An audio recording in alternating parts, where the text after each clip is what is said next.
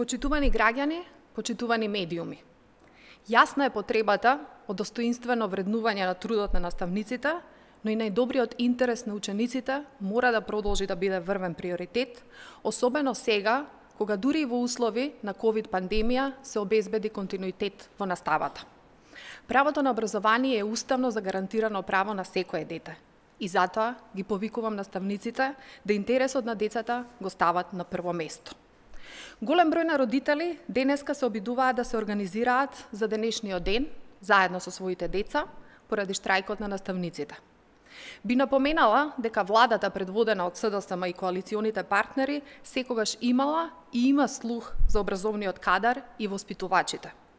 Во образованието, со методолошки пристап, во изминатите 3 години, во 3 наврати, СДСМ ги зголеми личните приходи на наставниците за над 21%.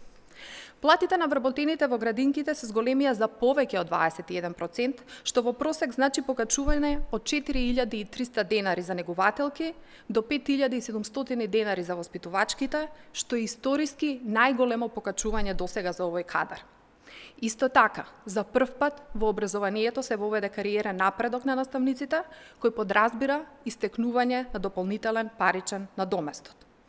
Со растот на минималната плата следува усогласување на сите плати, согласно членот 8а од Закон за минимална плата.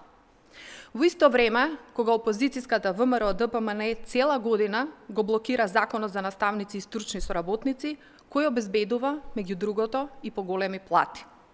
Бараме од ВМРО-ДПМН да прекине со политизација на штрајкот на СОНК, тоа е на штета и на наставниците и на учениците. Тоа е последната партија која што може да зборува нешто за образование или плати на наставници. Убедени сме дека решенијата се возможни само преку социјален диалог на синдикатите и надлежните институции. Со диалог наместо со условувања.